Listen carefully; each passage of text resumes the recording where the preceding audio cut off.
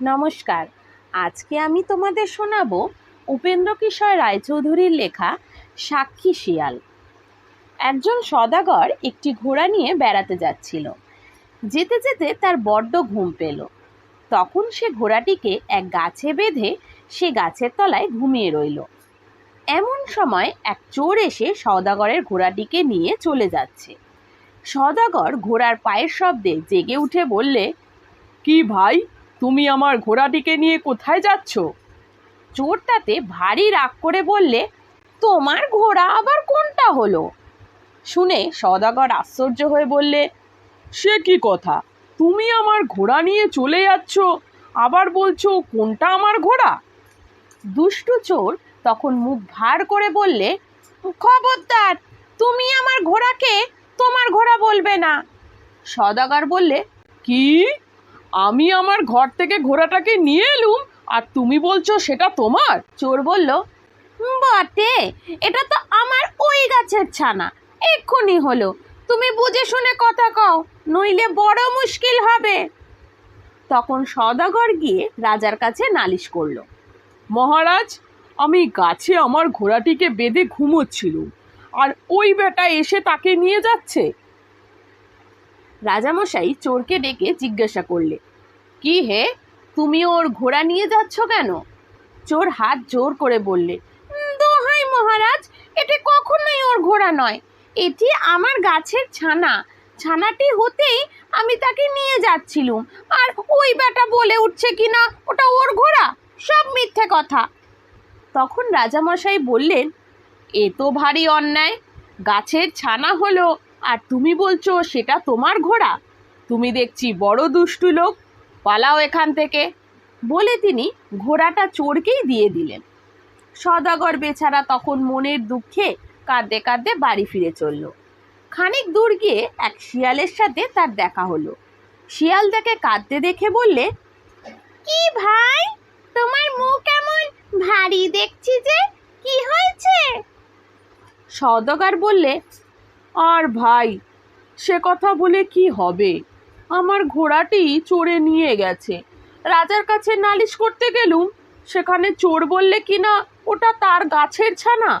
রাজা মশাই তাই শুনে ঘোড়াটি চোরকেই দিয়ে দিয়েছেন। এ কথা শুনে শিয়াল বললে, আচ্ছা, এক কাজ করতে পারো। সওদাগর বললে, কি কাজ? শিয়াল বললে, তুমি আবার রাজামশাইয়ের কাছে গিয়ে বলো, মহারাজ, আমার একজন সাক্ষী আছে। আপনার বাড়িতে যদি কুকুর না থাকে তবে সেই সাক্ষীটিকে নিয়ে আসতে পারি। তখন সওদাগর আবার রাজার কাছে গিয়ে বললে, মহারাজ, আমার একটি সাক্ষী আছে, কিন্তু আপনার বাড়ির কুকুরদের ভয়ে সে আসতে পারছে না। অনুগ্রহ করে যদি কুকুর তাড়িয়ে দেবার হুকুম দেন, তবে আমার সাক্ষীটিকে নিয়ে আসতে পারি। তা শুনে রাজামশাই তখনই সব কুকুর তাড়িয়ে দেবার হুকুম দিয়ে বললেন, আচ্ছা, এখন তোমার সাক্ষী আসুক। এসব কথা সওদাগর শিয়ালকেই এসে বলতেই শিয়াল চোখ বুজে টলতে টলতে রাজার সভায় এলো। সেখানে এসেই সে দেয়ালে হেলান দিয়ে ঝিমুতে লাগলো। রাজামশাই তা দেখে হাসতে হাসতে বললেন, কি শিয়াল পণ্ডিত, ঘুমোচ্ছ যে?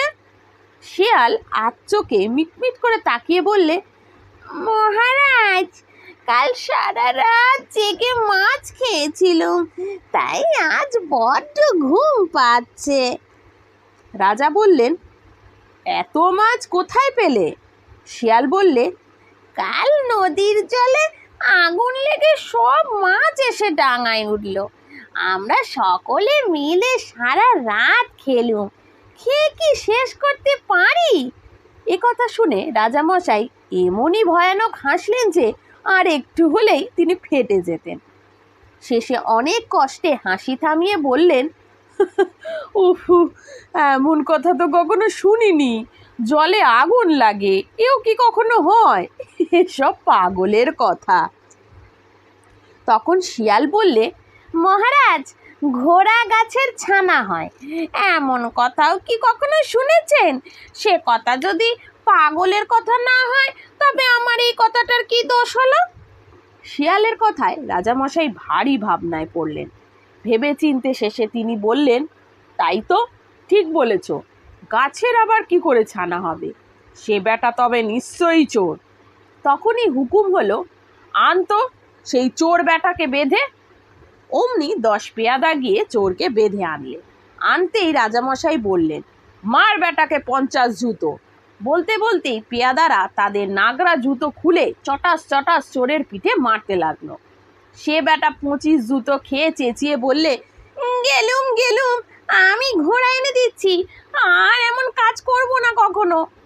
কিন্তু তার কথা আর তখন কে শোনে? 50 জুতো মারা হলে রাজা বললেন, শিগগির ঘোড়া এনে দে, নইলে আরও 50 জুতো। চোর তাড়াতাড়ি ছুটে গিয়ে ঘোড়া এনে দিল।